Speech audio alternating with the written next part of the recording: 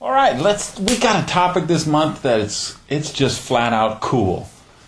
How do you create your dream life or your ideal life? Here's the first thing I would suggest is get the vision of what the outcome you're looking for. Know what an ideal life would look like for you.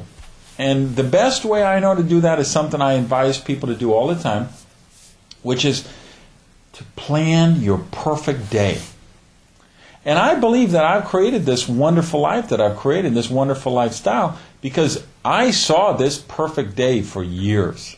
The first biggest thing was alarm clocks. I didn't want to have to worry about alarm clocks. I wanted to wake up when I finished sleeping. So I think that's very important for you, if you haven't done it already, is to know, what does a perfect day look like for you? When you really have the ideal life, are you working for some company, or are you working for yourself? You working at home, or you working in an office? Is your office in the city you're in now, or is it somewhere else? And then I think that the other big part of manifesting this ideal life is knowing what all the components are and keeping the components in the proper balance. And I use the word balance with trepidation, because I don't know that that's necessarily the right word. Maybe the word I'm looking for is two words: proper proportion. Because I think they're not all in perfect balance. Like, I've gone to these workshops where they have you draw a circle, and then you divide your life into areas, and you have your private life, your work life, relationships, different workshops, they have different things. And they talk about getting everything balanced. And I don't think it works that way in the real world. I think you have to be out of balance on some things some of the time. And you have to increase attention in certain areas at certain points and decrease attention in other areas at other points. But let me talk about the components that this is what works for me. Now, you may have one or two that I'm not even thinking of. Or maybe I'm just doing them subconsciously. But I really thought about this month as I was planning the program for you. I came up with 2, 4, 6, 7 different areas that these are all the components or all the bases you need to cover to have the dream life, I think. First one, number 1, spiritual. I don't know how you have a dream life without the spiritual element. Doesn't mean you can't. I don't know how to do it if you can.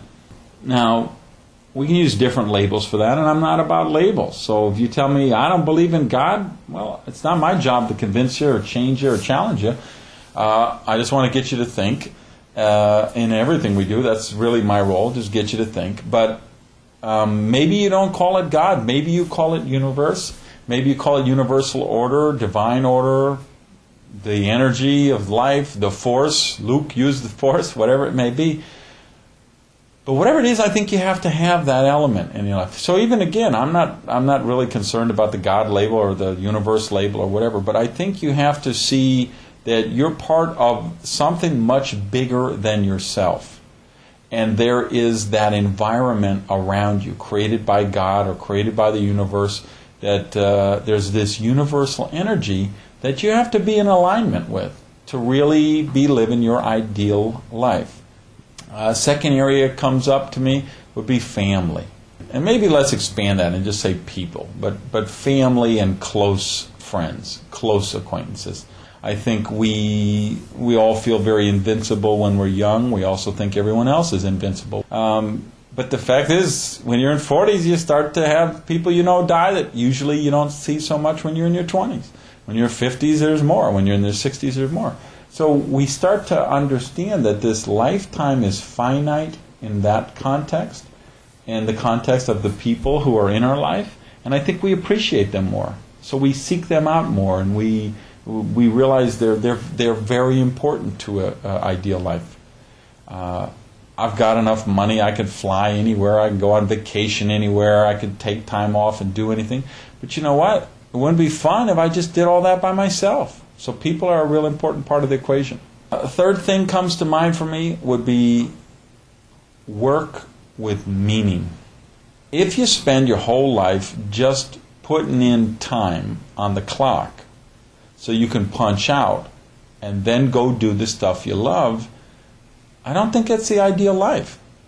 I think it can approach the ideal life. I think you can do some work that gives you money to do the things that, so you want to be a mountain climber, or you want to be a parachutist, and you want to have this hobby or avocation that takes a lot of money, and so you go and work a certain number of hours a week to get the money that gives you the freedom to do the stuff you want. Okay, I think you approach the perfect life, but I don't think you're really there with the ideal life unless the work has meaning to you. So, fourth area I would talk about, let's call it contribution. Meaning, I do believe in service to others, which may shock some of you or may surprise some of you, because you say, well, God, that Gage guy, he's always talking about the virtue of selfishness and how his own happiness is his highest moral purpose, and I don't think he ever gives anybody or helps anyone. Actually, quite the opposite. I do a lot of work to serve others, to serve other organizations and causes. I do believe that contribution to others brings real value to me and real value to the world. And if the world brings value to the world, it brings value to all of us. So you see the real high-level achievers, they find ways to give back. And they do that out of self-sustenance. They do that out of a way because that brings real value to their life and contributes to having that ideal life. Next area would be physical health. Talk to anybody who's lost their health, and they'll tell you it's very hard to have an ideal life without it.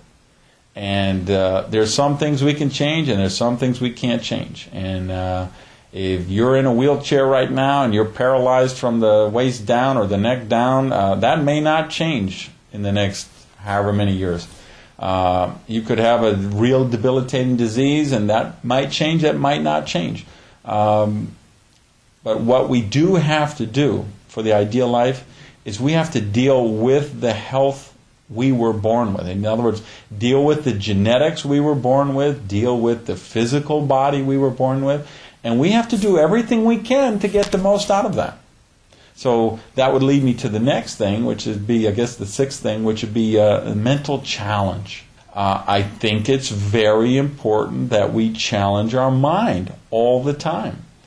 You know, I ended a relationship which had so much going for it in so many ways and so much love in that relationship, but what it didn't have was the mental challenge. And I just think that's really important. What I would tell you is this, is you have to have some ways in your life right now that give you that mental challenge.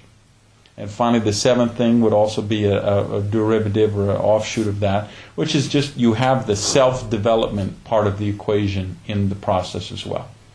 Well, then for me, that's that self-development time first thing in the morning. Maybe for you, it's the last thing at night. Maybe it's a different time of the day you schedule it. But you have to have that. You have to have some kind of a program of self-development. I think it has to be daily self-development because that's where the challenges come from, which is where the overcoming the challenges come from, which is where the satisfaction and the joy and the discipline and the accomplishment and that stuff comes from. So I think it's important you have all those. Now go back to something we mentioned a little earlier, which is this balance thing or proportion thing. There will be times, so when you finally say, okay, I've gotten out of balance and I'm 40 pounds overweight, I need to get the weight issue taken care of. Well, you may put the health equation on a deeper balance or more proportion than you did before. And you have to take that time from some other area of your life. Well, you know what? I think it makes sense to do that sometimes. So those are the things, those are the elements I think are important. I hope we got you thinking about some of them and got those mental juices flowing thinking about that. So spend some more time on it and work toward it, because that's what we're really doing here. That's what life is all about. Thanks. Have a great month, and I'll see you around campus.